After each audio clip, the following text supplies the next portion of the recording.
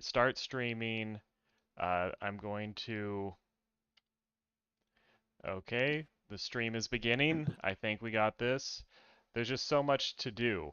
I'm going to, give me the thing. Okay, copy video URL, and then I'm going to minimize this, and then I'm going to drop it here in general.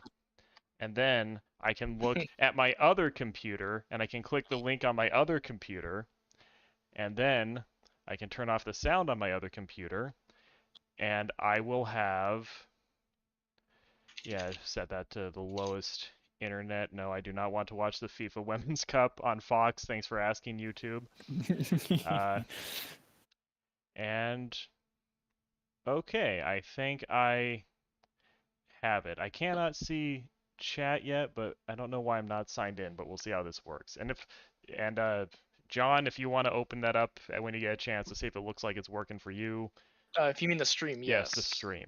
Oh, and Jaws will have to just do it regardless. I think. I'm looking at YouTube, yeah. Okay. Is everyone happy? Is everyone...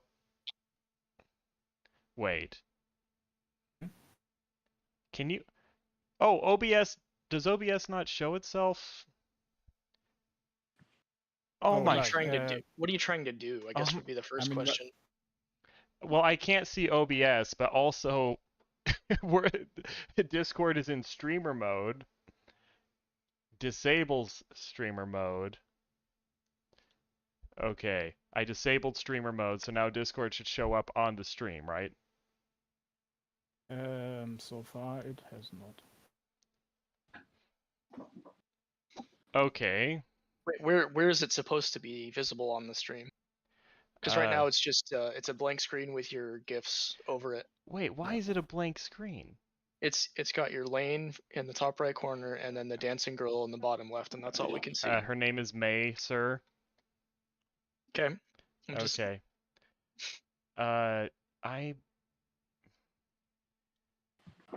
Capture method, Samsung. There's something. Yeah, now we can see something. Okay, that was weird. Oh, maybe it's because I unplugged one of my monitors. It had to boot up again.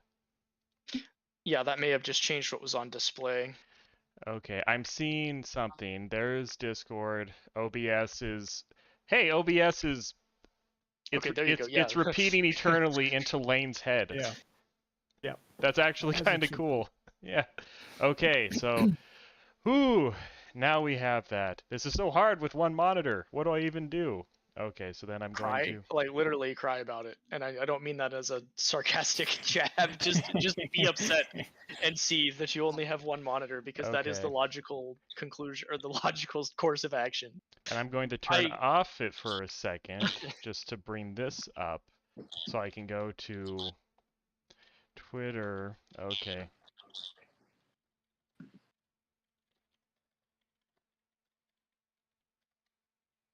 Okay. Tweet this. Okay, there we go. What's revised start time? That's a great question. Wish I had answered it. Okay, so live streaming. Here we are. Okay. I have to turn it on again. Yep. Now we're here. Okay, is everyone happy? Is everyone ready to stream? I guess so. I suppose I am. Are you actually ready, Jaws? If I'm actually ready, yeah. Yeah, okay, cool. And no, I don't want top chat. I want live chat, obviously. Okay, we are here to do something we've wanted to do for a while. This is a dry run. We're doing hidden gems, which, get rid of that, that's annoying. We are going to share some media properties that we think other people probably don't know about, but are worth looking into. Yay! All media properties that are generally overlooked. Yes, underrated. Underrated is the key thing. My personal goal was to have something that no one would have even heard about other than me. Like 0% chance, but we also just mean underrated too. So, okay, let's just get into it, because Probably have 3 people who have a thane. We'll probably try to keep it under half an hour. It might be like 5 minutes per person. Who knows? I have no idea what I'm doing. So, does anyone want to volunteer to go first? I could go first. Okay, Set you the could bar go really first. low for everyone else. No. Let's not self-depreciate any more than No, we're gonna set the bar here, Jaws. so high. At medium height. Bar is gonna be on 7 grams at least. Well, I mean, I guess that depends on how tall everybody is. Yes, how tall in grams you are. Can you measure your height in grams, please? Yeah. If we put you in a centrifuge. Okay, so Jaws, what did you bring to the stream today? I brought something that I've mentioned at very few times. Maybe you've heard me mention it. And that's the Sagrada Reset anime, also known as Sakurada Reset. It has 2 names because the city is called Sakurada, but I generally call it Sagrada Reset. But you can find it under both those names. And yeah, once in a blue moon, I'm possessed by a maddening drive to create some analytical content about things I love. And like last year, I did actually write something about the first episode of Sagrada Reset. I did it on Twitter, and it was like a more than 40 posts long Twitter chain with screenshots that I took for that episode. And that once again made me realize that I hate fucking doing that. That is never worth it. Yeah, it's so sad. Like I appreciate all the analytical content that other people do, but I just fucking hate the process of actually doing it myself. Yeah, if you can get to the point where other people are watching stuff for you, that's always a great place to be. Yeah, but luckily this is not going to be analysis. It's just going to be talking in more generalized terms and why I think it is really great, and that it is first of all not as well known as it should be, and second, why it is very, very underrated. Yes. Okay, let me start off. I'll drop you a picture just. Okay, and I have Discord open, so I can click on them. And you mentioned this before. It's like ReZero, right? It has features of it, yeah, okay. But I definitely wouldn't start off with a picture of the. I was mostly trying to offend you, but you just took it in stride. Okay. Of the tree. Oh my god, it's perfect. So... Why is it perfect? Yeah, look at her hair on the right. She's like a giant mushroom.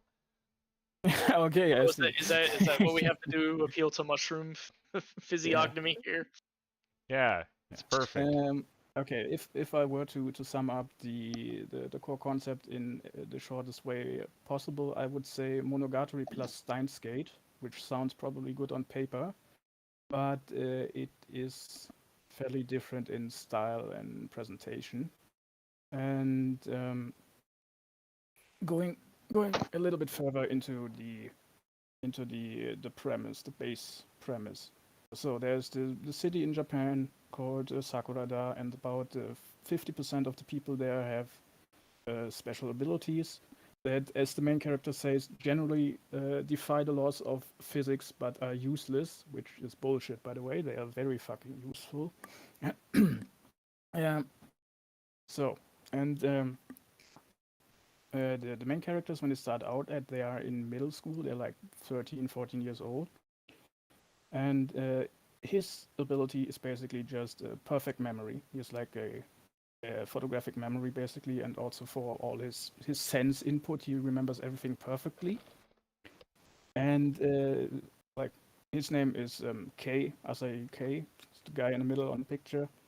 And the girl on the left, Soma Sumire, who is the best character in the show, voiced by Aoi Yuki, and in my opinion, it's also her best voice performance. I mean, I have not watched everything she's in, but I really fucking love her performance in that anime. It's like one of the best things about it. She introduces our main guy to the girl on the right, whose name is Lane. Haruki. No, not Lane. Haruki Misora. And she is a bit strange. She comes off as very robotic in the beginning, and that's part of part of what this is about. Not the main part, but definitely part of the whole thing. And she has the ability to reset time back 3 days. But the catch is she herself is affected by this reset, which means she also forgets everything that would have happened in those 3 days. Like everyone forgets everything with the exception of our main character here. And the combination of those two people, of course, would allow to change the past. Oh no, this is King Crimson all over again. No, I can see why you'd make the Steins Gate comparison.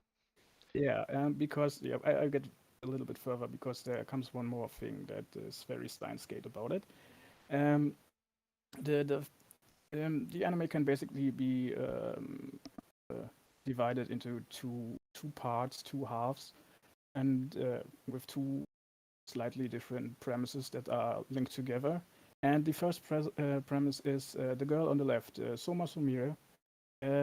Eventually, this is a little bit of a spoiler, but it's relevant and it's revealed fairly soon. She commits suicide, and no one knows why. That's one of the reasons, one of the things that the characters try to find out, and they also are looking for a way to bring her back. And that's what the first half of the anime is about. And by the way, I'm not sure how far I should get into spoilers in general. I think I will just talk as vague as possible. Yeah. I think just talk about a few things. I mean, I'm gonna spoil the entire work that I'm bringing. Okay, but you have something that's actually you have something that's actually good. So yeah, I think just talk about some highlights and what you like about it. Field some questions, so I can just maybe. Pick and choose then, I guess. Okay. Let's see. So that's the base setup for the first half. Not spoiling anything about the second so far. Now, why did I say it's different from, let's say, Monogatari and Steins Gate? And that's mostly in the presentation, because as you can kind of see from the picture, it does not have like the best art style or the best directing and the best animations. And I rewatched the first two episodes and then later episode 3 and 4 as well in preparation for this. And when I watched those episodes, like the first two, at first I was kind of confused because I remembered the direction being a lot worse. And it's actually pretty decent in the first two episodes. And then I watched episode 3 and I saw, oh yeah, okay, they really save their good direction for the moments that matter. So this, if you watch for visual reasons, this is not the anime for you. It is not great in this respect, and that's probably one of the main reasons why people A, don't like it, or B, just drop it very early. But it's not the only reason, because now we get to the second point, the Monogatari comparison. This anime is like 90% people talking or thinking, like it is in Monogatari, but without the interesting visuals and without the comedy and zaniness. It takes itself fairly serious. There's very little humor, and it's in general very unanime. Like it's very grounded. So there are no changes in animation style, no people screaming at each other or overreacting or something like that. Very flat for the most part, and it can get kind of weird in the way this goes. Like for instance, the main character gets hurt at some points, and he basically reacts like nothing happens to him, like he does not feel pain, and that can be a little bit weird. But what do I actually like about this? Because I've mostly talked negatives so far. And wait, you have? The thing, yeah. Oh. Yeah. The thing that makes this anime special is the way information is revealed to the to the audience, to us, the watchers. And I've never seen an anime, and hardly even a story, I guess, in which information and pieces of information are revealed in this efficient of a manner, of a way, and with pieces being so interlinked throughout the entire length of the story. It's honestly, it's incredible, and it can be hard to keep everything in mind and to pick up on everything. Like when I rewatched just a few days ago, I picked up another tiny little thing, which I'm not sure if I ever picked it up before, and I've seen this like 6 or 7 times. Because the anime uses things like just a person. In this case, it was just a person slightly shifting her posture while a specific dialogue that wasn't even addressed at her was occurring. And if you have the context, you get it. But if you don't have the context, you will probably just forget about that. And this also has the amazing thing that I like a lot, that it just gets better on rewatch because you catch more, you can appreciate it so much more once you have all the details. Like watching this thing week to week is probably impossible. It's, I guess, also another reason why people don't like it and drop it like at episode 3 or something. Most people did. Yeah, I tried to find like analysis stuff about it and reviews and things like that, and there are like, I don't know, 3 or 4 people who like reviewed this on YouTube, but most people just have like watched the first 2 episodes and then basically recommended other people to not watch it. Okay, I think I get you. Yeah, and actually, I don't know if you know any anime where you can just pick the name of like one of the 3 main characters, like Soma Sumire. If you go on YouTube and type in Soma Sumire, you will not find a single scene of this anime with her, which is really strange that there's nothing on YouTube like for her. If you type in Haruki Misora and Sakurada Reset or something, you may find like 5 videos in general. Like hardly any of the scenes from this are on YouTube at all. And in the case of Soma Sumire, nothing, which is really fucking strange. I mean, I found one with a Spanish dub, which was really fucking weird. Once I happened across that. Yeah, but nothing of the original Japanese dub. Well, there's a long history of Latin America latching onto shows that the Anglosphere just completely passes on. Yeah, they just do that Dragon sometimes. Ball. There is. I think the most famous of those is Saint Seiya, which hardly any Westerners know that except for people who go out of their way that know old stuff. Yeah, or those of us that played Jump crossover video games. Yeah, but apparently in Mexico, Saint Seiya is almost as big as like Dragon Ball or Sailor Moon. The dubs just completely blew up there. Yeah. I also found out that the light novel is not translated into English. There is no official English translation. There is no fan translation. Oh, probably not a German one. At first, nothing.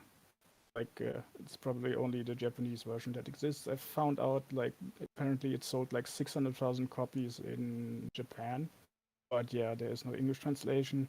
And at first I thought when I looked on Mal, like, how, I give you a little question: how many people do you think, based on Mal metrics, have put the light novel for Sagrada Reset on their list anywhere? Which is 5. By the I was gonna say 7. Wait. Okay. Siete. What? I said siete. It's 7 in Spanish, I think, right? Okay. Yeah. No. Okay. I actually thought you would say more. No, it's like 800. But it's still, okay. Yeah, it's still really comparatively few. But yeah. But then I checked out like some other ones, like some new ones, and those have even less members. So apparently people on Mal just don't read light novels or don't put them on their list. So they are. It wouldn't surprise me if they don't, because I don't talk to very many people that do read light novels, and I've got half a bookshelf full of them. So yeah, it seems like a lot of people just don't make the jump from hey, I like the anime, I should read the books that's based off of. Yeah, I've always viewed Well, reading maybe- light novels as a final act of desperation where I've tried to consume a story in every other format, and I'm going to die if I don't know how it ends, and I Well, have I to mean, read it. I got into light novels because of Spice and Wolf, and we all thought that was never going to get continued. So Yeah, I tried to read the ReZero light novel, and I just couldn't do it. Yeah. Then I waited maybe for it's the also- then I waited for season 2, and season 2, after a few episodes, it sucked. It's like, I guess I just don't care. yeah, maybe it may just be that you don't like the source material to begin with. Yeah. And not. Maybe it's also just a sort of distribution thing, like 20% of the people read 80% of the light novels or something. Yeah. I don't know. Well, someone has to. I mean, there's usually an element of that in most things, so that wouldn't surprise me. Yeah. Like 80% or 20% of the people probably watch 80% of the anime too. Oh yeah, that's If you really think about it. That's not a Spice and Wolf manga turned out great. Thank you. Oh, and hey, Danger. Nope, you're pretty on time. Yeah. Yeah, I've heard the manga's good as well. That's the one format of it I didn't bother with because it cut off after the light novels concluded at a certain point, but then he resumed writing them years later. Oh, sorry, go. I know, it's just 'cause so that's why I didn't read the manga, because the light novels went farther. The But very saddest situation, because the normal order is, normal-ish, is light novel, manga, anime. Although occasionally, there will be an anime original that gets a manga or something like that. The worst, like the saddest order is when it goes light novel, anime, manga, where the anime is so big they make a manga adaptation. Because the manga just exists in a limbo, where there's no real reason for any particular person to watch it. And sometimes it's really, really good. Like the Monogatari manga might be. Oh, it's excellent, but I've never read it because I wrapped the novels. So why would I do that? I'll probably get it eventually. I don't. Is there an official translation of that though? Yeah. I think so. Oh yeah, there is. I bought it in the store and I sent it to RA. Okay. I don't know how far the official translation is. The Konosuba manga actually bugged me for years because it made me so mad because they wouldn't make a manga. My feeling was just give it to someone. Just find a college kid who needs some extra money. It doesn't have to be a great manga. Just make it a pretty literal adaptation. I just want to know what happens, and I want to also not read a light novel. Just find some upcoming artists and just pay for their college if they do this on the weekends. But Green, you should read the light novels because they're really good. You should read the light novels because they're really good. That's what you sound like, John. Okay, I'm just. Yeah, I'll say this: you never notice it in this way. You almost never see a media property go from anime to manga and then get a light novel at the end. Maybe it's happened before. Usually anime is an adaptation of a light novel that gets popular, and they don't want to come up with their own source material, so yeah. But let's just adapt this. But when they do an original anime, they never go back to the light novel, or they almost never do. Like there's a reason. There's kind of an implicit assumption that light novels are fucking terrible, even among the people who consume them. Well, yeah, that's why I don't read most of them. Yeah, exactly. And I'm not disagreeing with that. Okay, and Jaws, apparently there's an android among us. That's a poor choice of words. Yeah. Another thing that this anime does that might annoy people, it does like the thing that it puts in a facton of references and philosophical thought experiments. Like I don't know if any one of you have seen like the Bunny Girl Senpai anime that also did that. I've only heard of it. I don't even think I've really recall what it's about. I've seen it. I saw the first season. Oh my god. RA, is it good? I think by anime standards. By that very low standard, it's okay. How many grams? In fact, I will say that the first quarter of the first season, I actually think is pretty good. It gets kind of, not that memorable, I think, throughout the rest of it. And a bunch of normies jumped on it as like this amazing thing, and then a lot of elitists fucking hated it, and I kind of felt somewhere in between where I'm like, I don't think this is nearly as bad as some people are saying. That being said, I don't think it's, it is what it is. And to answer your question, John, I do just hate. Yeah, well, I didn't want to interrupt him, but it was, like, don't you just hate thinking something's middle of the road? Because then you don't agree with anybody about it. And Yeah, then you're I just mean, you're off in your own little corner, like, I could see where this thing has some merits, but I'm not going to go out recommending the whole thing to people either. It's just whatever. I mean, I guess I would say it's like my final impression that were like tentatively positive, so I'd put like maybe a 5 or a 6. Probably a 5 in retrospect. Their overall wasn't a pure waste of time or anything like that, but not something I would likely revisit. And I think they're working on it. I think they might have even done a second season. Yeah, it's not a good Alrighty. sign I think if they people did a don't movie know. or something. Well, okay. That's RA's hidden gem is Bunny Girl Senpai. Sure. I mean, One or research two of the girls kind are hot, Yeah. but that's about it. I thought about bringing the Adam Sandler movie Hidden Gems just as a joke, but I haven't seen it, and I'm guessing it's probably bad. Yeah. Is that one called Hidden Gems? I thought a lot of people really liked it. Oh, okay. Oh, I will bring it then, or RA will. You've asked for it. I haven't seen it, but I heard it was like one of like Adam Sandler's like actual like best acting performances. This is a great idea. Our next podcast is not watching Hidden Gems. Yeah, okay, that actually sounds fun. And people were in the vein of our Morbius. Yes, that's a great idea. No, that's Uncut Gems. Damn it! Uncut. I thought I had it. Shit. Oh, maybe I was thinking of Hidden Figures about how black ladies got us to space.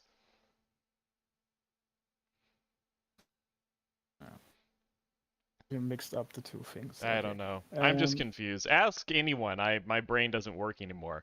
We were actually just talking about this. I went to the laundromat without my clothes, and I had to come back. And I spent the entire second drive thinking about how I have early onset Alzheimer's or some shit. If only there was an explanation for why my brain might not be working so good. Yeah. I think you're just stressed and you have a lot going on. I always have a lot going on. Disaster. Oh, I mean, you should work on that. I really should. You should get your life to a point where it's not so fucking busy about crazy stuff all the time. I know. Jaws, quick question. Can you actually just drop the name or names of the anime in the chat? Because I don't know Japanese or anything about Japanese. Yeah. So there's no way me hearing it, I'm going to be able to ever type it in the MAL and see what it actually is. Damn it. Thank you. That's cool. Well, okay, cool. So wait, Jaws, I do have a question. You said this girl committed suicide. Correct. Does that matter? Like, is she? Yes, why do they care? Why do they care? I don't know. Was she nice? Because they care because they were friends with her, and there is I forgot to mention this. There's also a romance aspect to the anime, although it's not. I would not call it exactly a romance anime, but it definitely has that as well, and it does matter. So that also factors into it. But yeah, her suicide is extremely plot relevant. Man, imagine how good at romance you would be if you could reset every 3 days over and over again. Wait, well, yeah, okay. There's more to it. Like you cannot reset the same amount of time endlessly in a loop. Oh, darn it. I wasn't going to go into the mechanics because they can get somewhat complicated. Yeah, if thanks. You really go in it. But, probably not that deep because I won't remember it anyway. Yeah, so like you can only redo the same 24 hours like once properly, and then once with a reset. So you can only have the same 24 hours. So you only get your redo one time, basically. Yes, for a 24-hour period. Oh damn! Unlike ReZero, where he just kills himself over and over and over again. I think they eventually slow down with the killing himself with Subaru just because he's going crazy, and I think his life lesson is eventually you just have to accept good enough. Like quit trying so hard, just like we got a 75%, we're fine. Yeah, like I've watched whatever there is out as an anime. Yeah, they do slow down with that. Man, there should be, you know how a lot of anime get high school adaptations where they do a parody set in a high school? Oh, he's actually in one. He's in Isekai Quartet. Oh yeah, that's actually fairly entertaining. Oh, but Subaru needs a comedy spin-off where he still has the time travel power, but it's about him trying to ask Amelia to the dance, and every time she shoots him down, he hangs himself. Oh. And we just do that for years. That would actually be a great show. I'm not Would so it? sure about Yeah, that. Puck could be a teacher, like Cat Sensei from Princess Tutu, or he could be the mascot, and Subaru could like play basketball, and there'd be a cat mascot. This is a great idea. Is it? Is it? Go No. for it. Okay, Jaws, do you have any more thoughts, any more selling points on Sagrada Reset? Yeah. We have yeah, time of course. travel. We have a girl with a cool haircut. We have a suicidal girl that someone's trying to save. Yeah. I kind of Like, thought that there was what I going to be like a bomb going off, and she's the only one who knows the code to defuse Well, it. I mean, But when you know somebody's Um, going to kill themselves, that is kind of the bomb, metaphorically. True. Yeah, going forward. I said that the thing that I think is the most impactful and the best thing about the anime is the way it connects information and connects pieces, and how it gives out information to the reader, and it does this in such a complex way, or rather the whole puzzle. Like the anime is basically a puzzle, but even if you know the answer, it's still amazing to rewatch and look at all the pieces and how they fit together. Like, I think this anime is more fun in the sense of how things are connected than in the what happens or why it happens. So that's pretty interesting. And I don't know, for writers, if a writer wanted to figure out how do you set up something so fucking complicated and intricate, and make it good for the reader to figure out, this would be a prime example to check out to see how you can do that. Because later, or technically from the beginning, but we only learn this later, this whole thing turns basically in a person playing 5D chess against a person who plays 4D chess. Oh no. So it's like Death Note. That's over 20 chesses. Kind of. Yeah. And everything that happens in this anime, or nearly everything, matters. That's another great thing. Like tiny pieces of dialogue, tiny pieces of interactions with characters that don't seem like they mean anything, or that seem out of place. Like I mentioned, all the philosophical thought experiments that come up like a ton, and they might not come up at a moment where they seem hyper relevant in the present. They do become all hyper relevant later on. And the last episode it's directly connected to the first episode, and you have callbacks constantly. Exactly what was I about to say? Sold. No, not yet. I'm Not going to yet watch sold. this tomorrow. I don't think any one of you is going to like it, but It's a no, ringing seriously, endorsement. I don't think. Yeah, like, I mean, this is made for me basically, and yeah. Oh, and someone, an element of naivety, said, like a more depressing Tatami Galaxy. Yeah, I guess that show does kind of exist. But only right, kind of. yeah, Kind of. Right. I wanted to briefly talk about themes, because the anime deals with a lot of themes. Like, for instance, the theme from Nisa Monogatari. Like, what's more valuable, the fake or the original? That's one of the big themes of the anime. I thought the theme of Nisei was who's hotter, Karen or Tsukihi. Kaiki. That might be what you picked up on, but yeah. No. Which is basically, well, you know, there is an objective answer to that. And one of them is fake, and one of them is the real thing. So actually, yes.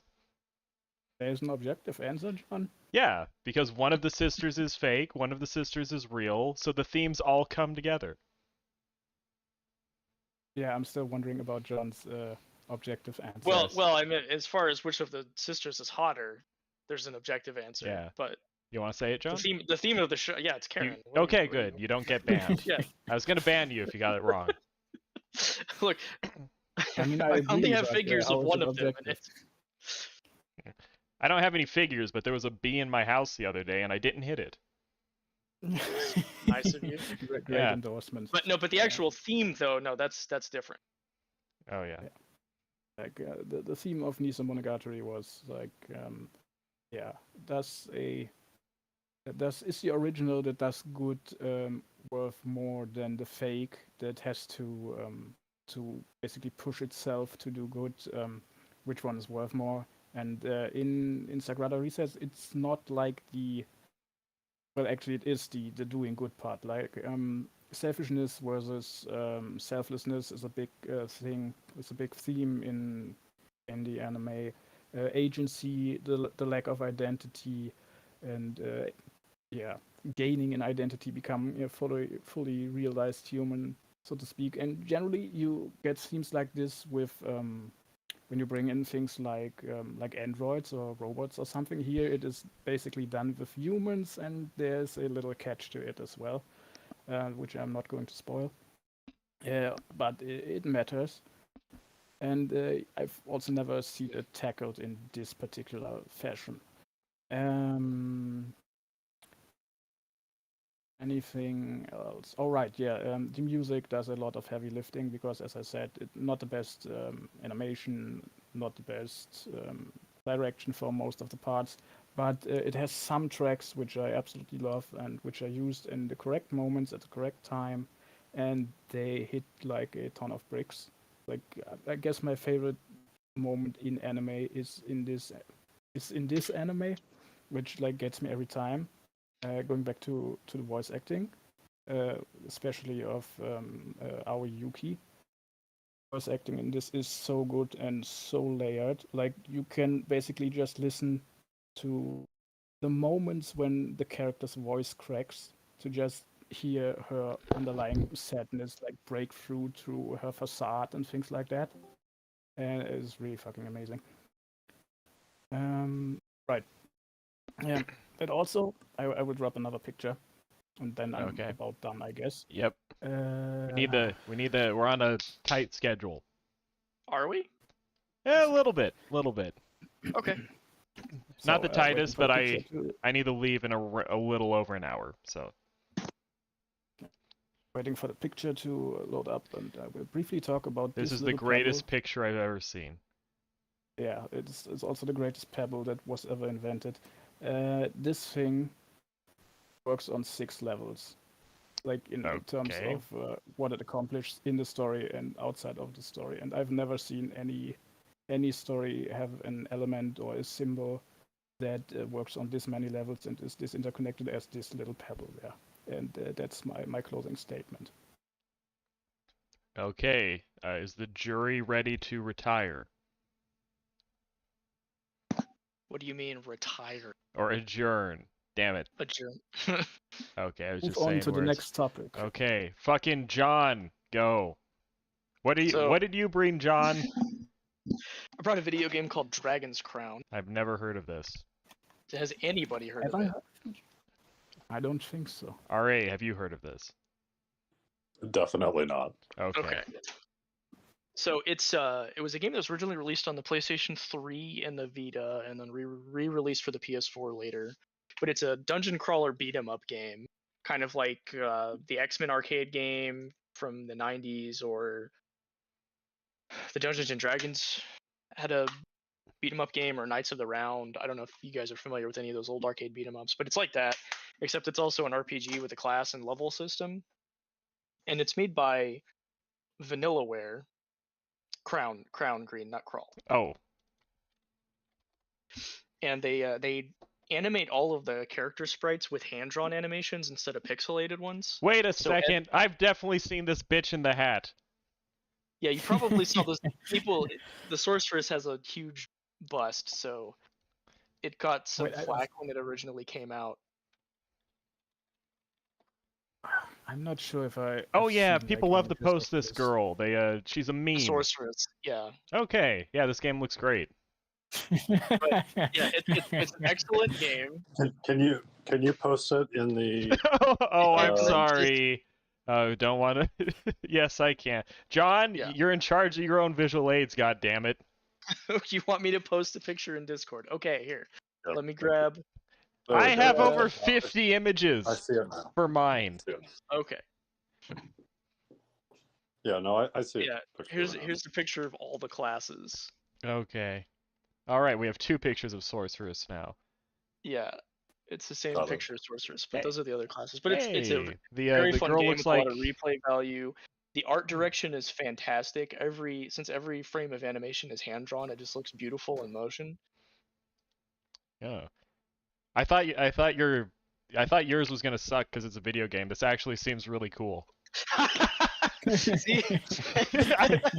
John, I didn't believe in you at all, and you totally exceeded expectations. By the way, This game regularly goes on sale on wasn't mocking- PlayStation for wasn't like mocking- $3. So I mean, he wasn't mocking you specifically, John. Just I know, video I know. games in Yeah. It's general. just that Just your That's people oh look, and your a culture. lot of gamers deserve every bit of ridicule that they get. So don't get me wrong. But I mean, it's the same with anime fans. Let's be real. Yeah. Honestly, the anime fans probably deserve less than they get, if we're being honest. Yeah. But yeah. Okay, fine. This is Yeah, it's got branching paths, multiple difficulties, loot with, varying bonuses on it. So there's incentive to try to get as many treasure chests and unlock as much loot as possible to get a build for your character. oh. They have skill trees, varying move sets depending on how you perk those out. So there's a lot of variety to it too, and you can play with up to 4 people online. Although the online's not the best because it's a little bit older. Is it So if you kind of try a to play with?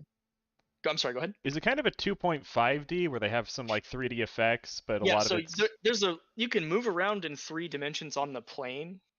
oh. So it's not just like you're moving from left to right. You can also move up and down, which is why I called it a beat 'em up. So I don't know if you've played any of those older ones, like Golden Axe. Oh, Was another classic game like that. Yeah, Golden Axe was something I played. I think I played it on my cousin's whatever would've that been a black Genesis, thing Sega is. Genesis. Yeah, the Genesis, Yeah. the black thing. The I- black thing. I played There it were a few lot of times. consoles that were black at the time, but yes, Yeah. not the Nintendo ones. So you're good there. Okay, cool. Yeah, I've played a few Does that- beat 'em ups, never a big thing for me, but Yeah, it's not a genre I'm the biggest fan of, but this game was just a perfect blend of a bunch of different elements that I ended up really enjoying. It. Does it have like a sad ending? Like No, not particularly. Yeah, does a girl commit suicide and that's why they're beating people up to when I that was my pronunciation. I don't mean sad as in crying sad. No, I mean it's in finished set like. Oh, a set. Oh ending. yeah, I mean it has a fairly generic like defeat the big evil boss at the end of the thing. But so the game it's has not a branching. rogue. Yeah, it's not a roguelite or anything like that. Okay. Okay. And your character has static forward progression. You don't ever lose anything except money if you pay to revive because you died. But that's about it.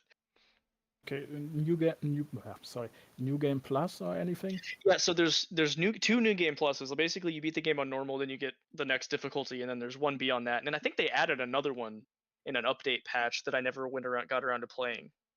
But so there may be 4 total difficulty levels, and the incentive is just basically to replay the game with a harder difficulty, and it's rebalanced beyond just the enemies are tougher, so tougher enemies also might just spawn in the regular that's trash cool. mobs.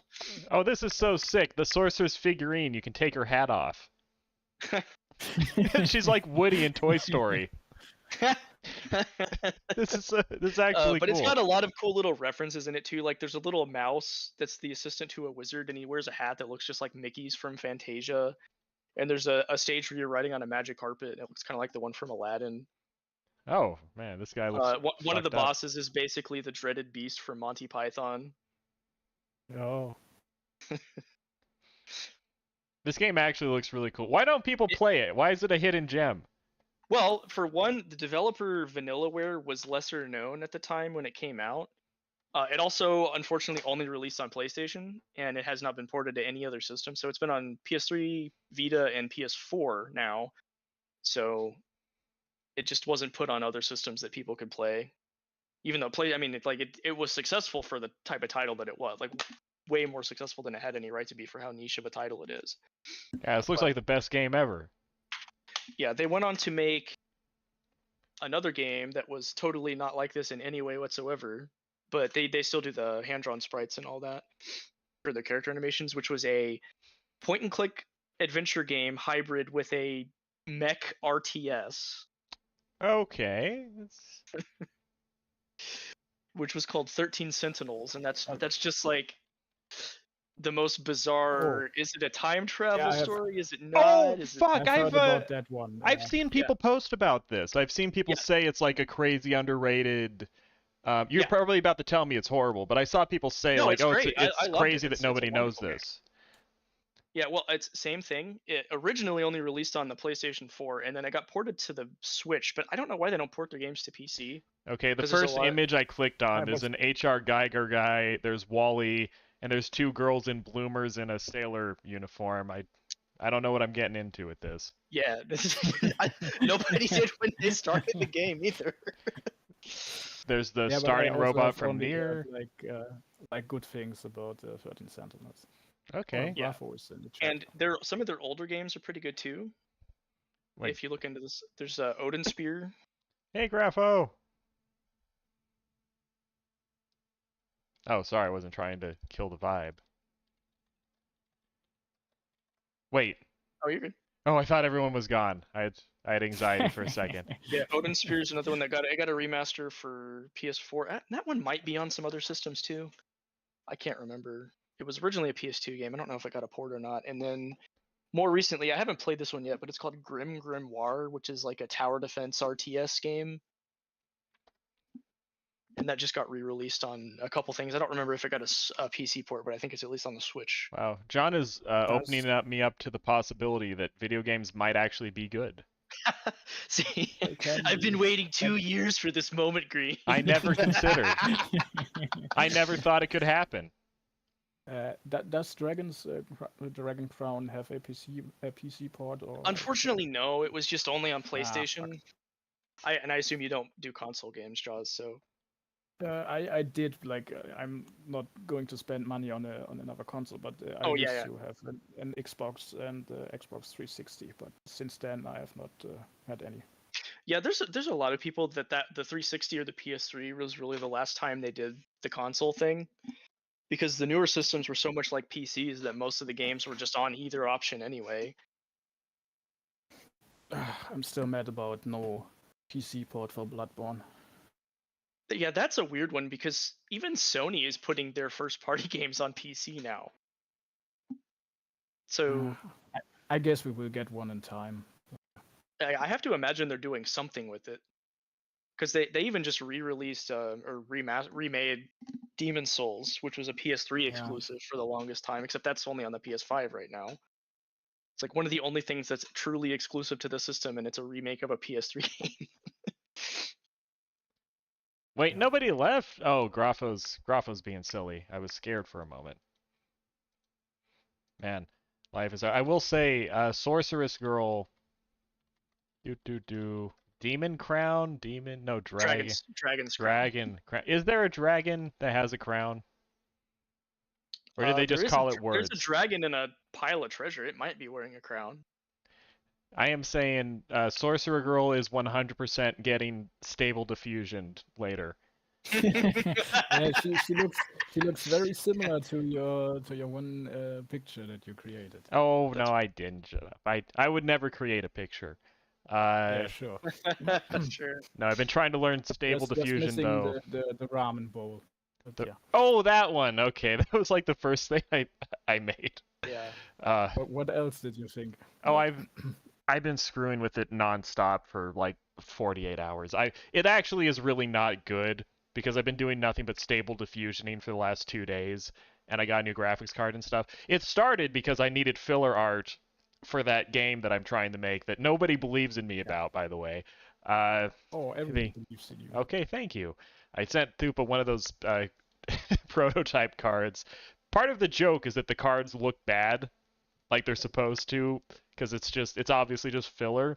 But I think Thupa was a little horrified by what I sent him. It's funny. Wait, hold on. I'm not gonna... I think Thupa's just so used to being the one that breaks everybody else's brain in half that when you do something that confuses him, he doesn't know how to respond. He really doesn't. Oh, there's a What? You're baffling me? Yeah. Nani? Oh yeah, there's one of the first pictures I made. There's Eris drinking ramen. I was just in the Stable Diffusion hub community thing, and if not for the chopsticks on the hand there, that actually would have turned out pretty good. And now I actually know enough. I could fix that, or at least make it less horrible. There's so much that goes into this, man, because. Yeah, I'm kind of impressed that you managed to get such a good representation of like it's very recognizable that it's her. And Grapho says, I need to send you my settings. Yeah, no rush. If you have tips, you're making a graph, or in Danger says you're making a game and writing a book. No, I'm not writing a book. That's why I'm making a game. I was just waking up to, okay, time to get back to work, and then it's like, damn it, I need a card game. Yeah, I don't know. Yeah, I do a lot for someone who doesn't do anything. Yeah, Grapho, if you want to give me some tips, sure, but tell me about the game. It's going to be called Slurpt. Slurpt. That tells you all you need to know. Okay, I actually thought that you meant it as a joke when you gave that title. Oh, you thought that was a joke? Yes. I need to check this. Turn that off for a second. I'm still here. When I go into private conversations, I want to make sure I don't have anything I'm not incriminating anyone. No, if it was just talking about stupid bullshit. I always think that sharing DMs is like kind of skeevy. Like, even if it's innocuous, it's like being able to prove that someone said something always struck me as like weird. You know what I mean? Because if you just say, oh, this guy said this, people lie about what people say all the time. So that's fine. But like, rendering someone perceivable is like a form of assault almost.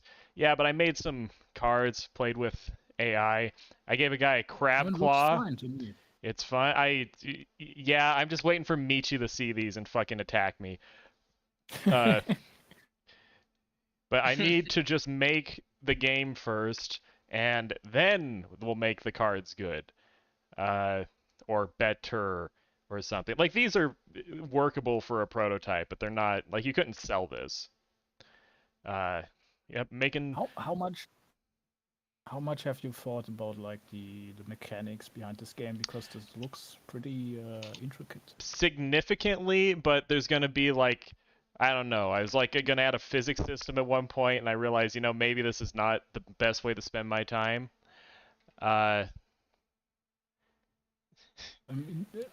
Just because you were working on your card game, you reminded me of an idea I had, like, I don't know when it actually was, some time before, when I thought about making a board game or something more like a simulated board game. So I've been working on writing ideas down for that today, kind of for a similar reason as you, because I'm also not writing anything. And I needed to keep myself busy somehow. I just get hit by flights of fancy. Did you guys ever play Dwarf Fortress? I know of it, but I have not.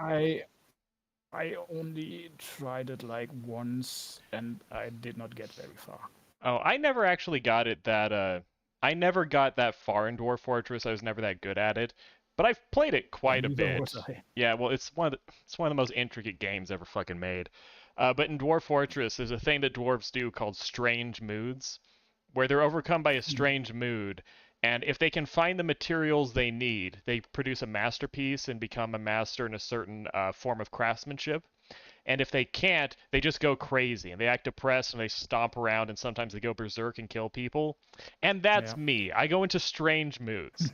I'm just occasionally seized with the urge to make something, and that becomes my entire, like, nothing matters except that for several weeks. And if I can make something in that time, then I'm good. I ascend a level, I become a dwarven master. If not, I just get depressed. If you remember, like 3 months ago, I decided I had to build a plane for no reason, but I didn't have enough money to build a plane, and that's why I'm in this lowly state I am now. We're going to start a green plane Kickstarter, which the bonus will be the card game, because if I can make a plane, then I can use that confidence to make a card game, then I can make a book.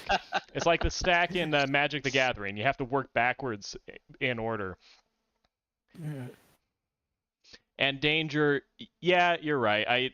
I don't know if I can speed run minimum viable with the book at this point, but yeah, with the card game, I think I can. And it's gonna be fun. Holy shit, there's a fucking carpet. I hate it when the image is the same size as the preview. Yeah, that gets kind of fortunate. Yeah, but okay, you know what, John, you pulled through. This is the fucking best game I've ever seen. It's pretty cool. It's pretty fucking cool. It was really, really funny. I mean, when it first came out, all of the Western gaming journalists were bitching about the sorceress design. So the lead character designer for the game came out with, okay, well, how about this? And it's the dwarf character in boxers. And I cannot find the picture anywhere. I was trying to share it. It's lost to the annals of history, but it was just like, here, would this one be better for you? And it's just the dwarf in boxers. You just, I just looked over. It's pretty funny. You're talking about how, oh, this game was offensive to Western journalists. And I looked over and I remembered, oh, I have the lolly from an H game dancing right next to this image you just posted. Perfect. I mean, I'm sure that would offend them too if they even knew what it was, but they don't. Yeah, I've never played Popotan. I saw the show when I was much younger. I actually made one of my lost videos talks about it, where I watched Popotan when I was too young to even like understand what it was, which was kind of funny. Like, I didn't even have, like, a concept of, like, what ecchi was and stuff. Like, I knew nothing about... I watched it when I was, like, 13. It was a faithful encounter. It was like when I played that fucking canon game and it ruined my ability to trust females for the rest of my life. Yeah, that one traumatized you. Well, John, this was incredible. I had no promises, and by no promises, I mean it's not happening, so... Yeah, don't worry about I'm tempted to play this game. I'm tempted to try it at least. Look, you have a titty lady. She's casting spells. It regularly goes on sale on PlayStation for like $4. So. I hate the PlayStation so fucking much, but I hate Sony. But okay. I think we all hate Sony. I don't think anybody here doesn't hate Sony because of what they do with anime and video. In fact, it is actually $3.99 right now. Oh no. That's so sad. Okay. It is. Are we going to go to Mythane now? Does anyone have any comments? RA, do you have any questions for the class? Nope, I'd like to hear yours. Okay. RA needs a new computer, or he needs a position to have his computer. Canon ruined. Okay, Adam 5K. Just really quick, I'll say I played Canon when I was a vulnerable young teenager. You know, like maybe 15, more like 13, 14. I've told this story 50 times, but they need to know because they asked. I know the punchline, man. It's hilarious. No, Canon is about you go to a little town and you meet all these girls. And, you know, they all have their own plots, and it's a supernatural story. So every girl has a different supernatural thing. You know, one's a fucking ghost or some shit. The other takes you into, like, a world of demons, and she's like a demon-slaying samurai or something. I picked, you know, the redhead with, you know, the cute little bows. It was a prelude to my eventual Asuka infatuation I developed 15 years later. But I picked a girl where her story is just, she's the tsundere, and she slowly gets dumber and less responsive, and she turns retarded and dies. And right before she dies, she says, you know, when you were a little kid and you visited here and you saw a fox? Well, I was that fox. Then she dies. And every other character had a good ending and cool ghost adventures and violence. I picked the one girl that had the bad ending where she just, you know, she just has Alzheimer's and dies as a teenage girl. I know, it was fucking horrible. I had a friend that always told me to play it, but I ignore him systematically. Yet you have good instincts. Don't play canon. No, it's actually fantastic. Green just picked the one thing that would leave him traumatized for the rest of his life. If the best girl has the worst story, why would you even make the game? All my trouble with women go back to that moment. Okay. I would have a fucking wife and kids if not for that stupid fucking company. They really... Well, hey, maybe you should key their cars. If I had played Air, I would be president right now. Well, look, at least you don't endlessly praise Clannad. That's overrated as hell. I just hate the name. I'm not even gonna fucking look it up. Okay, so we're here. We're queer. Yeah, used to it. Okay, so I I might copy a few of these just so that certain someone can try to see it.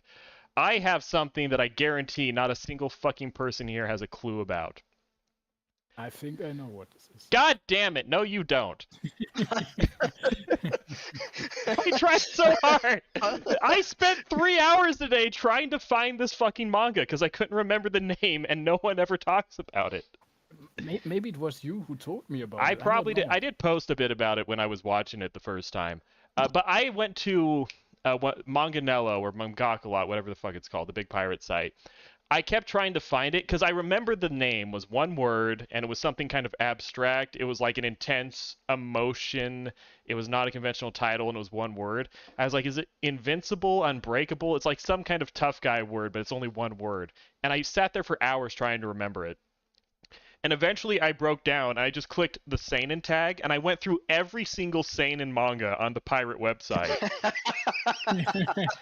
And I got through 100 you were pages. Determined, and you fought your battle valiantly. Yeah. Well, the real reason is my other big one I want to do is Sumire 16, and don't listen to that. The other one, but the one that I really wanted to do, I wanted to prepare for it better, and I didn't have quite enough time. So this was the other one I really wanted to do. So I really wanted to find it. I clicked it. There were 200 pages of it. I got through almost 100 pages. Not 100 manga, 100 pages of grids of manga. And I did eventually find it. But we have Saltiness, the greatest story ever told, with the greatest man, the most powerful. It looks like a French comic book guy drawing an American style. Kind of. It has an unusual style. That is both a strength and a weakness of Saltiness.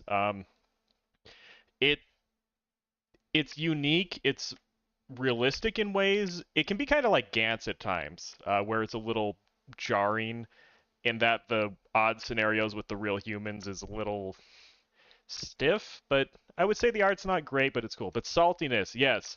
Saltiness is the story of the most powerful man in a world that doesn't appreciate him, and he's just trying to fight his way through. It opens like this. The present does not exist in this world, because everything that is people is in perpetual evolution. In any case, that's what a monk explained just now on the radio, and listening to this, I said to myself, Then he said, there is no point in looking for perfection, because there is no such thing that is perfect in this world. And listening to this, I said to myself, it is not false. Men that get carried away by their emotions until they lose their reason are stupid. Sometimes they become even worse than animals, but men that feel nothing are just lifeless puppets. That's actually weirdly prescient. Remember that for next time. So what matters is our ability to control our emotions. Knowing how to control your emotions requires daily training, and that's what I've been doing 365 days a year for 17 years. For example, if I turn around, RA really needs to see this. For example, if I turn around and a strawberry man monster appears out of nowhere, I would remain unfazed. Even if my hair instantly starts to fall off and my nose were to swell up, if giant dog turds would rain down from the sky, I would remain unfazed. And then it goes, reen, reen, reen, reen, and his sister is calling him from work, asking him to bring his phone. And he asks her if you could have a baboon's head or an anus behind your ear, which would you choose? And that is the beginning of Saltiness. Maybe it's not what I thought it was. You're goddamn right it's not. Any questions about Saltiness so far? Well, where does it go? Where does it go, you say? That's a great question. Right after this, he agrees to take her the phone. And he has and after he does it, he has a conversation with the grandfather. Because he is in his 30s. The sister is in her late 20s. She's 28. And they have an old grandfather. And the grandfather is talking to the main character. And he says, I was talking to your sister because she's getting older. And I asked her about marriage. And she told me, as long as Takehiko, which is the main character, I guess, is not married, it would be impossible for me. And then she said, you know, I don't think I ever am going to get married. And then the main character, the greatest, most generous, most heartfelt man in the world, says, the only thing that matters to me in this whole world, in this whole universe, is my sister's happiness. And in the whole universe, I was the one who brought her her unhappiness. And so this man, the Mega NEET, who has spent his entire adult life training himself to have the most powerful mind that a human can have by undergoing intensive meditation and remaining calm at all moments and listening to monks on the radio, goes off on an adventure. He puts a bunch of paper over his door so that no one will know that he's gone. And then he goes off to be a homeless man in Tokyo, rising through the ranks of being a homeless man in Tokyo. Okay, so it was what I originally thought it was. Exactly. Because, okay. Doesn't this sound like the best idea ever? I mean, it's definitely a very interesting idea to examine. It's actually great because this man, he has powers. Oh yes. When he gets to Tokyo, on the way there, he talks to a man in the car. He hitchhikes. Everyone thinks he's crazy. But when he gets there, he realizes, you know, life is hard. Humanity's only real power is courage. That's all you have in this world. It's how you fight through the hardship. Then he invokes his mind powers that he has trained his entire life through meditation and hardship. And he says, I'm going to close my eyes. And when I open them, I will kick the first person I see right in the balls with no hesitation. And that will be my striking forth into the world with my heart and my courage. And guess who the first person he sees is? The president of Japan. He sees a bicycle cop. Himself in the mirror. Oh, okay. Yeah. And it goes well. Cuts to right after that. It says, he's just thinking to himself, you know, if hundreds of UFOs the size of Australia attacked Earth, and if the fate of the universe rested on me being able to play that little Russian ball game where you get the ball in the cup, I would be able to keep my cool. And then the cop says, what are you even talking about? And the man says, I'm trying to explain to you that I have an exceptional mind. And this is the core of the character, and this is why I love him. Okay. It reminds me a little bit of Homunculus. Have you read that one? That actually came up several times while I was trying to look this up. I kept typing stuff like homeless man shoves rock in butt, homeless man, clown poops on car, homeless man, panties thief, teenager. I kept typing shit up, but Homunculus kept coming up again. Yeah, based on what I see here, you might probably like that one as well. Is it by the drill holes in the head guy? Yeah. Isn't he the guy who did ID Invaded as well? I don't know if that was made by the same person. Oh fuck! I'm thinking back to an old redacted video from a few years ago, but I actually liked ID Invaded, and I heard the guy did a lot of weirder stuff before, which it makes me think of that. Yes, and it is called Saltiness, if anyone is curious. Oh, Adamsk says yes. Okay, thank you, Adamsk. I don't know how they say your thing. Yeah, Saltiness is a weird name. It's a good name, though, and it's a great character, because the main character, San, is just the coolest guy. I have rarely related to a character as much as this, because he's just a nut. Seems accurate, yeah. Yeah, he's just a nut. Like in this frame, he's talking about he would meditate naked in the rain with a box over his head, you know, for days at a time. One time he buried himself up to his neck in dirt, and once a day he had someone feed him a little bit of bread and water, and he told himself if he failed, he would have to French kiss his grandfather on the mouth. But he kept doing it. He kept fighting, he kept going forward, and he developed like actual superpowers. And the thing is, this guy is stupid. Like, he's an idiot. He's not a rational human being at all. He makes nothing but bad decisions. But his implementation is brilliant. Because his mind is actually extremely sharp and extremely powerful. And he knows it.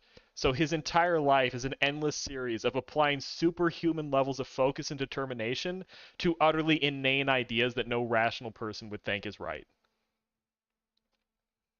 Okay. It's great. You know, he gets a little sidekick early on. He gets this fat guy who is just another middle-aged loser. You know, in his late 30s. He's a gambling addict of some kind. But he instantly senses he is in the presence of a leader, and they hang out. Oh, yeah. And it's very funny because pretty early in the show, the grandfather and the sister have a confrontation where they're screaming at each other, and the sister says, "Why would you tell him that? I'm not... Me getting married has nothing to do with him. I just said that once. I don't have a boyfriend or anything. It's like, why would you assume that my brother's the reason I'm not getting married?" And the grandfather's backing up, being silly. And she goes off on a parallel adventure trying to find her brother. It's like Baby's Day Out, but the baby is a man in his mid-30s who has superpowers, he thinks. Yeah. It's actually really cool. Never getting over Chuny syndrome, basically. Oh no, that's straight up him. He's a horrible person. Yeah, the faces are kind of cool sometimes because he does. The faces are good for yelling. When he yells, the faces are all big and silly and they look cool. Sometimes he can just be a little stiff and awkward. It reminds me of Junji Ito's art in some way. Oh, that's actually a fair comparison because Junji Ito is extremely competent, but there are certain areas where he's never better than competent. Like, literally no one cares about Ito's character designs. It's not something even he cares about. You know what I mean? Yeah. Yeah, but if you like, I like that Junji Ito, if you look at like the textures he does, I feel like he's a good person to study if you like want to see how manga is made. Because he's really good at just portraying something just efficiently and where you know what it is immediately. Not a lot of his panels are things that you would hang on a wall, but they all work. This also, for some reason, talking about Gantz made me think about Goodnight Pun Pun as well, because they both use... Yeah, I was like, this seems kind of similar, and I was going to ask if it is depressive in a somewhat similar way, or it's just more silly. Yeah, it's silly. Or is this one silly? Yeah. Oh, yeah, like no one's gonna die in this. I mean, yeah, sure, but in comparison to, like, Oyasumi Pun. I'd say it's more adult. It's maybe a little more subdued. Like, the people are really silly, but the situations are usually pretty grounded in this. Yes, there's a fun sequence here where he gets to Tokyo, and 2 days later he starts getting hungry. And the sister even says, you know, I can trust him not to steal from people because it's not in his character, but he's totally going to annoy the fuck out of everybody. So I need to get him quick. He does this thing where he walks around, he walks from house to house hitting their little doorbells and asking for food, saying, I can smell some curry from the kitchen. If you'd let me have some, that'd be very nice of you. You know, he's very reasonable about it, but obviously they say no. And he says, Madam, if you were to get stung by a wasp, I would not even call for help. And he storms off. And, you know, he hangs out in a park. He thinks about life and how hungry he is, because for all his training, he's never actually been hungry. He's subjected himself to immense physical pain, but he's never really been that hungry. So he's thinking, oh, I want to eat Mont Blanc, that weird hazelnut paste stuff. He doesn't actually know what it is, as the manga tells us. It's actually tiramisu, but that's cool. He wants to meet a girl that has buns for breasts. I don't know why I saved this image in particular. It's not really helpful. I think it's helpful. And he thinks to himself, he's like, let's think of a metaphor for my situation. A Formula One car running out of gas. A supercomputer without electricity. A fisherman who doesn't like fish. He keeps thinking of himself as this godlike entity among other men. And he kind of is. But he also breaks down and says, I want to watch animal documentaries with Grandpa and eat my sister's cooking. He's very sad. Yeah. But then, you know, he gets his sidekick where they hang out. They go on a little adventure to get the arc going. He talks about how he's addicted to every known substance, and he's also constipated all the time because of his poor diet. The main character says, "You're a loser, but if you are completely subservient to me in every way, I'll take you on as my slave."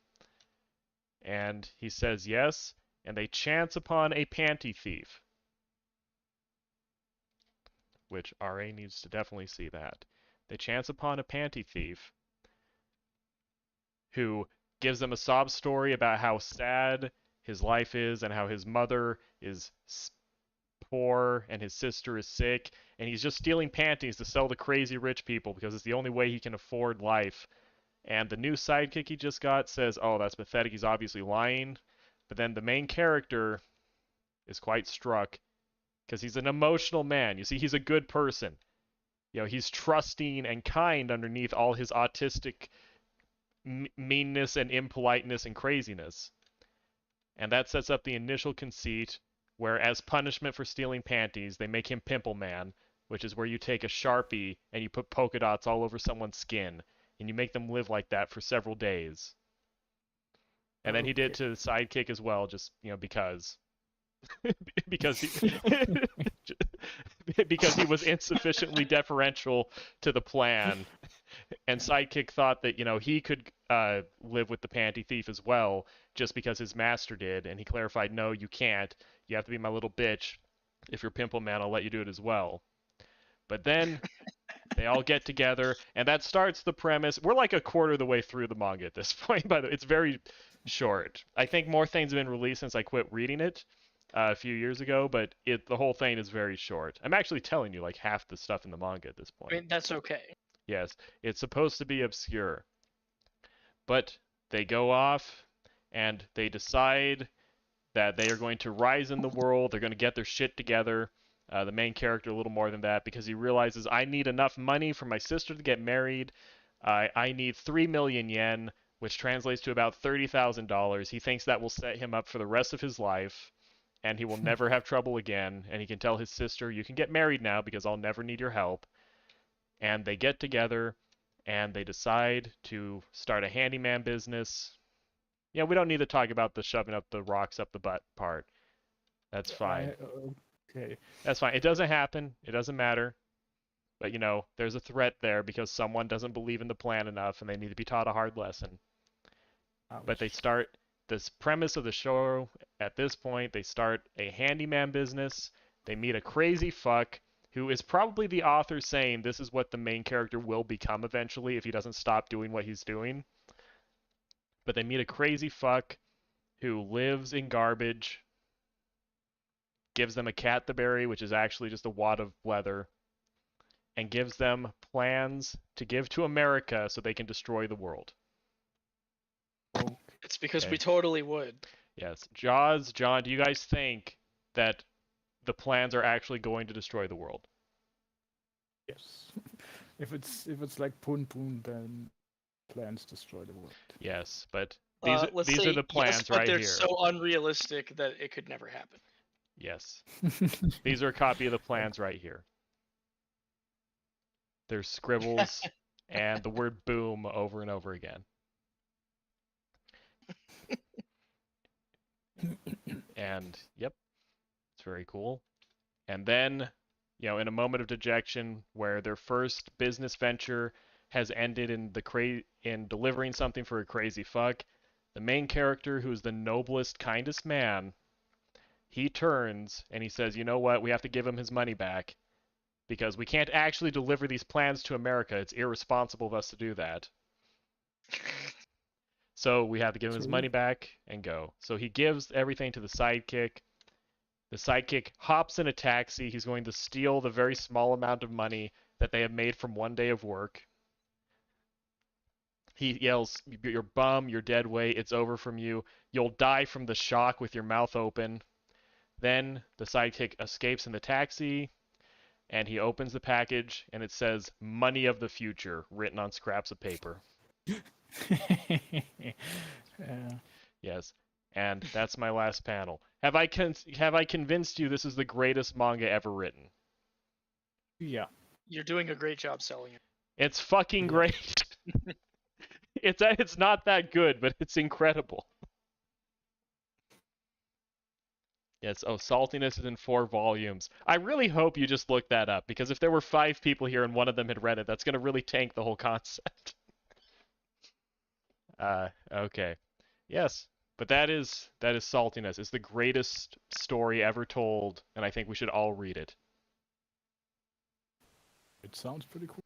Yeah, it actually is great because it has some really unique character concepts. Like I really just mean the main character, because the main character hits such an incredible strike zone between being a fucking idiot and being a genius. Yeah. He's a delusional schizo who thinks he has special powers, and he kind of does.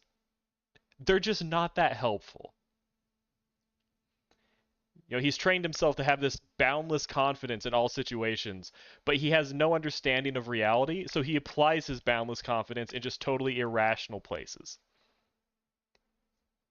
You know, he's being a hobo in Tokyo, acquiring a network of slaves and minor sex criminals that he's blackmailing, and he's painting people with polka dots to teach them discipline, and he's threatening them with rocks in their butts.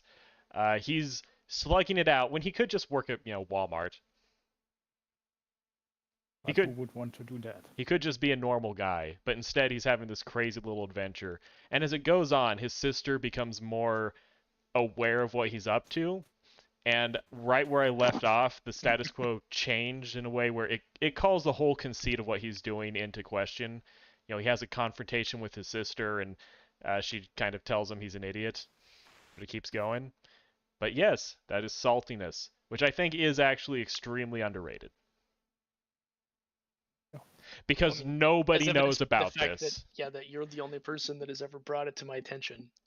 I don't know if I have never heard a single other person bring up Saltiness whom I had not been the person to tell them about it. I don't remember, but I guess it was you who told me about this one. I'm going to say almost certainly, because I was posting about it at one point. Yeah, you talked to me about it in a conversation not too long ago. This was on Manganello. It's just the big pirate site, whatever the hell it is. It's just Saltiness. It's not that hard to find. The cover is like a weird distressed image with like poppy colors in the outline of the dude's face. He's all looking at it with a hat. Okay, RA, are you there? Oh no. RA! No. Oh no, my cheds. I'm here. Okay. Sorry, I was just fumbling with the controls. Oh, now I have this image of you just repeatedly almost dropping your phone, but catching it every time. I'm imagining him just rubbing the phone against the side of his head, just like screaming, like, why won't it turn on? Why can't they hear me? Yeah, I'm still trying to pick up on the Discord call interface on an iPhone here. Yeah, it's not the best on mobile, to be honest. Yeah. I mean, I've been in that situation before where we're both using our phones. I'm like, we could just call each other.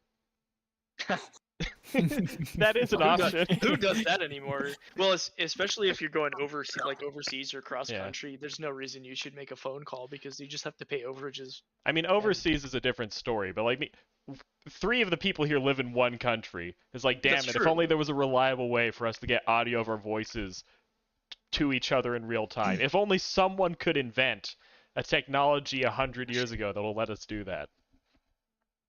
Cool. But RA, you have an important position right now. Yeah, I mean, I don't really have any... You have to pick the winner. Oh, wait, that's... What? I'm not doing that. Yeah, no, you have to. That's your job. Wait, you allowed somebody else besides yourself to be the judge here? Yeah, well... I thought I was supposed to talk about my thing or things. But... Oh. Did you pick a thing? Nothing extremely obscure. Yes. But... I mean, that's okay. Okay. Yeah, because it's just like I don't think there's virtually nothing I've watched, or at least nothing I've ever consumed that's actually good that I think like literally no one has heard about. Could have stopped there. There's nothing I've consumed that's actually good. That is also true. Yeah, I need a mute button for when people set themselves up like that.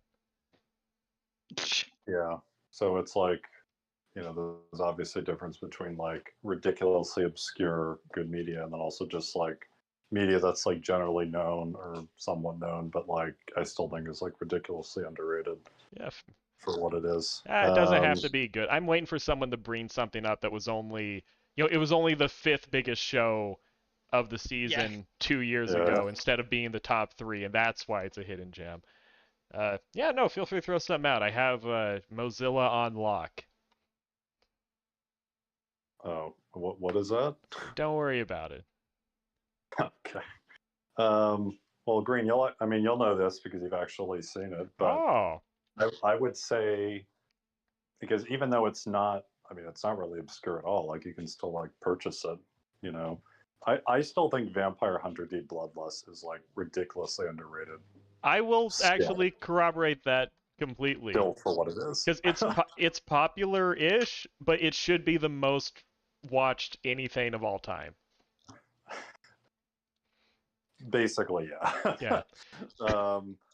Again, like it was I think it was like a reasonably successful movie. I think it was like released in the U.S. around the same time, and like it was probably like 1999, 2001, something like that. 2000, right around there. Dead on. 2000. Okay.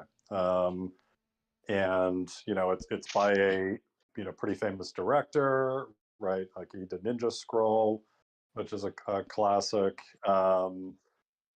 And like I said, you can still buy it on Blu-ray. It still exists, but it's just like, I don't think people understand. It's like the best looking anime ever made. Yeah. I don't think that's the thing. Just like no one tells you that. No one says, "Oh yeah, what's the best looking anime movie ever made?" It'll be like Princess Mononoke or like or Spirit Away or just whatever. And it's just like, no, it's probably Vampire Hunter D Bloodlust. What is that? What's with the fucking mouthful of a title?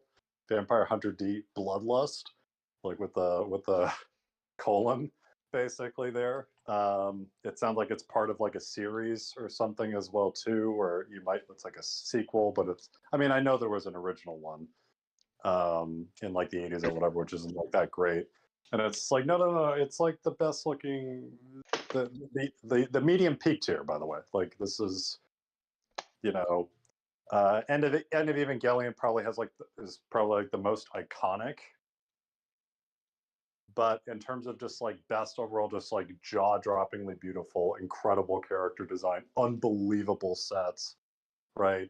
And obviously like excellent animation basically throughout. It's just like I just don't think there's even like that much that comes close, even from like Gainax or Studio Ghibli.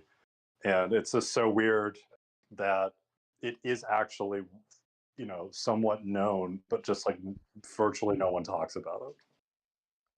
Yeah, that is weird. I actually had a funny situation because I watched both the Vampire Hunter D movies in Portugal. I watched them both in Lisbon because when I went to go visit Michi on like day 3, I came down with COVID and I was just out of commission on the couch.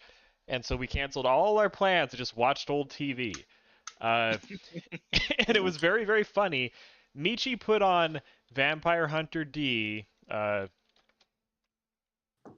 Doris? Who's Doris? Oh, that's Doris. Okay.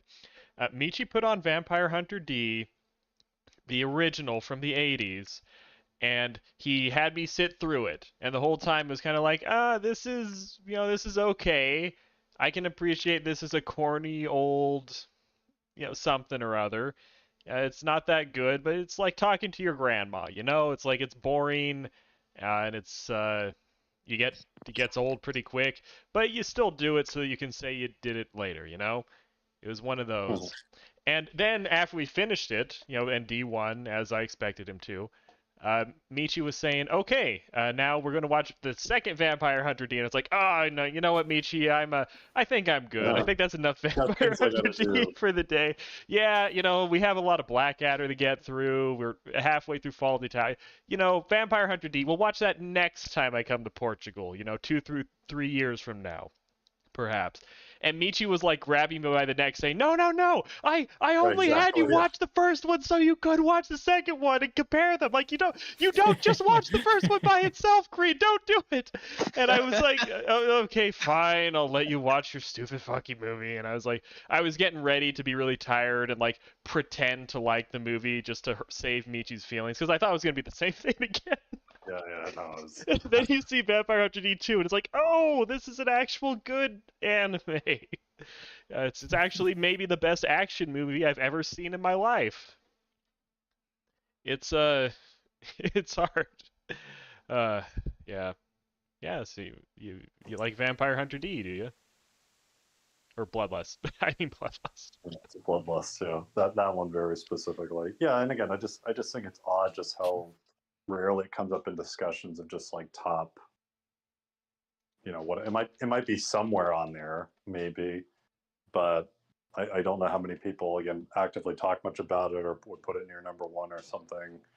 And yeah, it's just like no one's like mentally prepared going into it unless you just know. Until you've actually like seen it, you just don't get it until you actually watch it.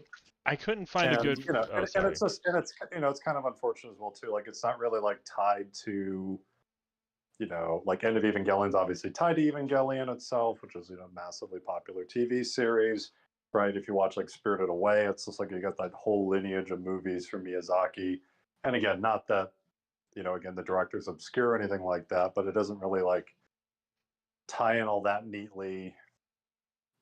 For most people, that franchise is like somewhat obscure, basically, even though you don't need to watch the first movie to like understand what's going on basically in the movie. And yeah, I mean, and obviously there's other excellent elements of it as well too. I think the characters are pretty engaging. I think Dee's a stone cold incel, but he's kind of badass as well too. I mean, he basically is, right? Am I wrong, Green? I think Dee's kind of like Kino from Kino's Journey. He's just like above the concept of sex. Yeah, you're right. He would be a volcel, not an incel. Or whatever. It is. I just tried to find it because the girl from the original D, Doris, has the most what the fuck fan service early in the movie, because she's just going about her normal business. She's running around with a gun trying to shoot stuff, and her skirt flips up. Like, her skirt doesn't even cover her crotch normally when she's just standing. It's something that no one in real life would ever wear. It's like weird fetish gear, and she's running around shooting. And then when she meets Dee, the very first thing she does is she goes, "You can have my body if you kill this superpowered demon in the maze filled with smaller demons and traps, and he's really wealthy and dangerous and has a bunch of weapons." And I remember that was such an awkward start to the original movie, because it's just so obvious and exploitative and pulpy, and it's also just silly. It's like, you're not going to kill God or the devil so that you can sleep with one person if you're strong enough to kill the devil, basically. Yeah, D just starts weird and gets weirder, but yeah, Vampire Hunter D, Bloodlust, everything you just said is true. It's like the best movie ever made, and I honestly felt shocked when I watched it, because I was sitting there going, like, how the fuck, how has no one told me about this? Yeah, no one recommended it to me either. Or maybe I saw it on a list somewhere of like, hey, this is like a good movie to watch or something. But I had no one like actually give me like a glowing recommendation directly about it. I literally picked it up secondhand, which I rarely do at a store. Like, oh, this could be fun. It's like, oh, yeah, I wasn't prepared for that. The only connection that I have to this is a story that the best guy ever once told when he watched it when he was like in middle school or early high school or something, and he was so impacted by it that he bought this hat and wore it to school unironically for a time. He bought Dee's hat? Yeah. Oh, that's awesome.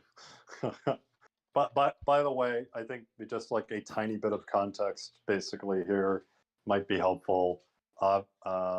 He's what's called, what is it, a Dullahan or something, like a Dhampir.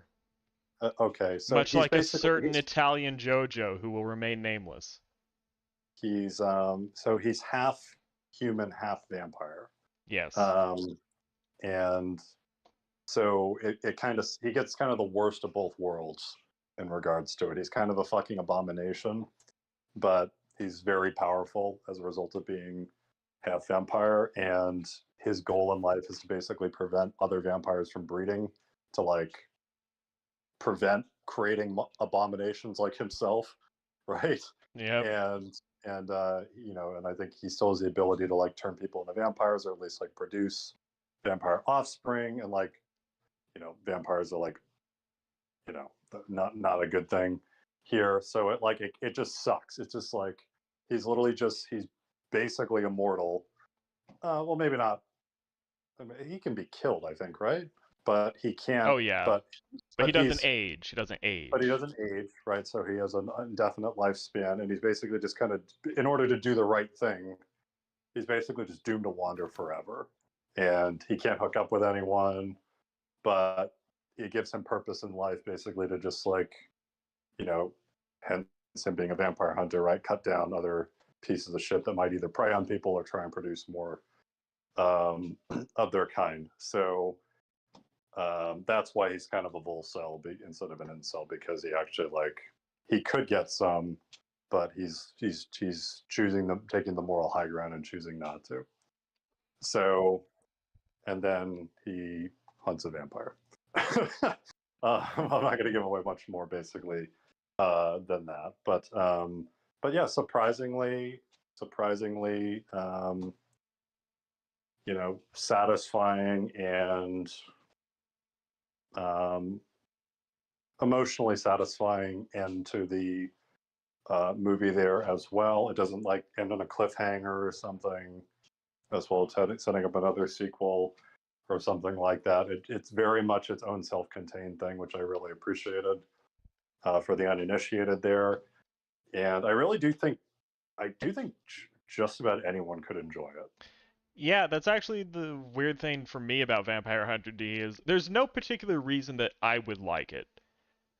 I generally don't like things that are pure action or pure adventure. It's very blockbuster, which is generally not my thing. Mm-hmm. There's no hook really. There's no, I don't want to say the word fetish, but I tend to attract to shows where there's like a really specific risky idea in it that goes in a really unique direction. It's something you can kind of hook on and please tell me Senko-san. yeah, sure, exactly. Stuff like that. I tend to like stuff where there's like a really strong hook, where a lot of the aspects of the show can be so-so if there's like one strong thing for me to grab onto. And Vampire Hunter D doesn't have that anywhere. It doesn't. No one aspect of Vampire Hunter D is mind-blowing or all that unique. It's just the implementation of everything is so perfect that I don't know, it's just like you slide into it perfectly and there's no bumps, there's no friction, there's no nothing. There are no mistakes and no flaws, so even if there's nothing specific to you that you really love, there's nothing ever happens to make you not like the movie because it's fucking perfect. It's almost like not watching a movie. It's like sitting there and you're just in a pure state of consciousness the whole time and it's perfect, then you leave and it's like nothing happened, but that was perfect. I mean, well, you kind of said that about Bebop, though, but you gave Bebop an 8 out of 10. So okay, but this is actually fun. This is no, I would much rather watch Vampire Hunter D than Bebop. And some people brought up the books. The books are actually really fucking popular too. If you look it up, the guy who sells the books, he's like one of the top. It's like top 100 or something, but he's one of the top selling novelists like in the world. Or his book series are one of the biggest fantasy series ever, but they're so centered in Japan that you don't really hear about the books very much. But they're insanely popular in Japan, and they have a decent, global fandom as well. They're fucking big too. You can see them at Barnes and Noble. They're like 3 inches big. That's cool. Yeah. I didn't. I knew that it was not like an insanely obscure franchise. But, so those are like full-on novels and not just light novels. Oh, they're not light at all. They're real novels. Like okay. I think he's been writing them for a while too. It might even predate the popularization of light novels. I mean, I think I think the only reason I would give it a 9 out of 10 instead of a 10 out of 10 is because it didn't change, and this is really kind of boils down to like what do you define as like a 10 out of 10 or whatever, but like it didn't change how I like viewed the medium. It was more just like, oh, this is just like the best the medium has basically ever produced, like that type of thing. And I was like very engaged with the story, and like the set pieces are like absolutely incredible. Like the set pieces are so good that you actually get emotional just looking at them. That's how good they look. So it's just like it didn't like rewire my fucking brain from like or there was like an emotional shift in like my development from being like before or after watching that. So like, but in terms of like its implementation of like a self-contained movie, so it's like, oh yeah, it's easily a 10 out of 10. Like, when I was briefly looking into how the buy sells for anime, I need to look into this more too, because it's probably not as complicated as I'm making it, but I was looking into buying some cells. I came across some Vampire Hunter D concept art and some of the backgrounds. Everything from Bloodlust is like $20,000. Yeah, I would never pay that, but I can understand why that would be the case. It's funny, like, this is as good as it ever got. So, because with anime, the really big series, like some of them are surprisingly affordable, and in a weird way, that's their saving grace because they're really poorly regulated. But a lot of them sell for so cheap, there's just no motivation to fake them because why the fuck would you? It would take you way longer than the money you would get. A lot of the smaller series, the cells are almost disposable. Like you can get them for a couple $1,000s. It's just the big stuff, and what people were paying for the Vampire Hunter D stuff was honestly mind-blowing. And I just looked it up. He sold 17,000 or 17 million copies, and just scrolling up, he's not like at the top, but he's definitely in like the top like 100 authors of all time in terms of like book sales. That's crazy. Yeah, it's pretty good for him. He deserves it. Yeah. Yeah. Occasionally the good guys win. Yeah. Oh, also, wasn't he like mad when the first Vampire Hunter D came out? I think I remember looking it up, and he was like actually really part of why Bloodlust got made was he was so pissed off they fucked up his story in the 80s. Which D isn't even like bad, but it's kind of funny because it's just like I've only heard a lot about. I've heard things about, and I probably just the only thing I really know about the first one from the 80s is I think literally from Best Guy Ever's video. Oh because my I God. haven't watched that in ages, but I have watched that video before, and it's just funny because it's like there's so many like incredible like OVAs that came out over that time period, and then this one would be one that didn't happen to get much of a very good adaptation. Oh fuck! I didn't even think about that. That came out in the golden age of like anime, and it sucked. Like it looks like it almost looks like an 80s American cartoon. Yeah. Oh. It's not good.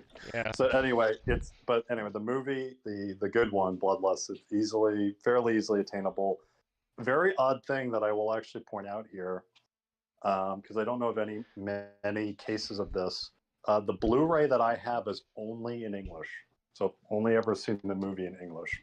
But the fact that didn't immediately ruin it for me is like a testament to how good the movie is on its own terms. I don't know why the Japanese dub is not readily available. I have no idea. But I haven't done much research in it either. I mean, maybe it was just treated like a real movie where they didn't even see it as a foreign product. Yeah, like were the voice actors your standard North American Funimation crude, or okay? No idea. Actually, I guess I can just look it up. No idea. But I've only ever seen it in English, and I would love to see it in its original dub. But I just don't. I don't know why it was not, but the fact that it didn't ruin the movie is again a testament to how good the movie is. On a side note, I think the only thing I could really bring to this conversation that I would consider like genuinely like obscure, like, because I think there's a bunch of Gynax stuff that even is still underrated, like Nadia and the Secret of Blue Water. I think is still ridiculously underrated. I think that Royal Space Force, which was like this huge production done in like the early 90s before Evangelion by Gynax, is an excellent movie. The only thing, and I joke about this pretty often here, and the joke is that, you know, no one's ever seen Emma, a Victorian romance. I'm the only one who has. There is actually one Twitter user I know who has actually seen the show. So there's one other person that I know that has seen it. I mean, and Emma probably got a bump from A Bride Story getting more popular as the manga too. Yeah. So a tiny bit of background, like the mangaka is an incredible mangaka. I can't speak to the quality of the story itself, and because I've never actually read the mangas, but like incredibly detailed artwork. I think because like A Bride Story is like that takes place in like Mongolia, right? In Central Asia, among the Turkic people or the Turkmens. Yeah. So it's just like these are just absurdly detailed, alien-looking like costume design and things like that, and you know, it just looks fantastic. And if you really want like a palette cleanser, like I can't really think of like much better, at least just from like a visual side. She probably gets. I don't think that's. Oh, sorry. Yeah, but I don't think that has not been adapted into an anime. Definitely. If they ever do, it'll be huge, but I don't know if they will. Yeah, and it's kind of one of those things where it's like some of the artwork is like so detailed. It's like, can you even really like convincingly pull this off in anime? Like, probably not. But something like a little less exotic that actually did get an anime adaptation is her manga Emma, which takes place in, I would say, late Victorian, probably like 1880s, 1890s, England. And so like there's detailed artwork and things like that in it, but it's like it's not, you know, totally alien to like most people, since most people have a general idea like what the Victorian England looked like at this point and how people dress and things like that. But by anime standards, it's, you know, somewhat exotic here overall. So it's a bit of a palate cleanser probably for that audience. Yeah, and it's a fairly straightforward tale of class conflict, and it, you know, wrapped around the specifics of one particular love story, where basically in Victorian England you've had royals, you know, or, you know, aristocrats basically for ages. You know, merchants have come into, relatively speaking, you know, prominence basically through trade. So they're kind of a nouveau rich type of thing that are trying to find ways to establish themselves in respected, you know, society, right? So they're trying to like intermarry basically with other aristocrats, right? Even though they're like looked down upon, but like they're so successful, they have so much money that aristocrats actually kind of have to mingle with them, even though behind closed doors they don't want to. And so it follows like one such family that, you know, a rich merchant family there, and the eldest son of that family, who's primed to take over the business, right, and obviously enter high society, basically, like, just happens to pay a visit to his old school teacher, basically. And, you know, she's not an aristocrat, but, you know, she's well off enough that she actually has her own home in London and has a servant, one servant, and he meets the maid there and he immediately falls in love with her. But Emma is like a very quiet, very shy, not looking to rock the boat, like hear-it-all type of person, and she kind of almost gets dragged into it. I'm not saying the feelings aren't like completely reciprocate. Like it's like, you know, she is, you know, not in love with him or has feelings of him, and is like just dragged into it against her will, and like she doesn't like confess her love until like the end of the series. But she is less willing, at least, to you know, she understands better, or at least she feels it more heavily, like the weight of like what this would mean if she were to basically consummate, for lack of a better term, like this relationship. And you know, she has feelings, but like she's very like worn down by weighs on her very heavily, like the implications again of like what it would mean to openly pursue this relationship, and like primarily for coming from a very good place, like she knows that it would like ruin that family's reputation, right? And like she's trying to take the high road here a little bit, and just like, you know, she doesn't want him to like derail his career, derail his family, which it almost certainly would do, type of thing. But you know, the heart wants what it wants, and you know, so yeah. Anyway, like that's basically the premise Okay. that you're looking at. So that's it. All right, that sounds really cool. I have to leave in like 2 minutes. Okay. So we'll stop there. Everyone watch the All Emma right. A Victorian Romance. That's the next week. We're going to talk Emma Victorian Romance. Everyone get your schedules out. Season one is good. Season 2 is excellent. Okay, cool. So 2 seasons in 1 week. week. Get on it, John. I know how you are. Okay, just to wrap up a few things. Grapho to comment. Yeah, you're right. The art is good. Danger. I watched Thupa play Ultra Kill. It's beyond me. I'm glad other people enjoy it though.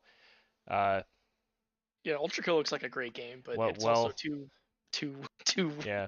zoomer FPS for me. And yeah, okay. First Vampire Hunter D came out in 1983. Holy fucking shit, that's pretty old. Oh wow, that's it's like older than all of us. That's like JoJo shit. It's 10 years older than me. Webb, I need to watch. Yeah, A Bride Story is great. It's not for everyone, but everyone should at least look at it. She gets kind of fucking sick, I think, of being called the female Miura, especially now that he's fucking dead, I guess. Yeah. But the comparison is very fair because her, especially backgrounds, no one draws backgrounds like her. She's just the best. And I have to go like this second, but I'm glad everyone could hang out. This was fun, and we will resume forthwith. Thank you everyone who came. It was nice to get some people watching this.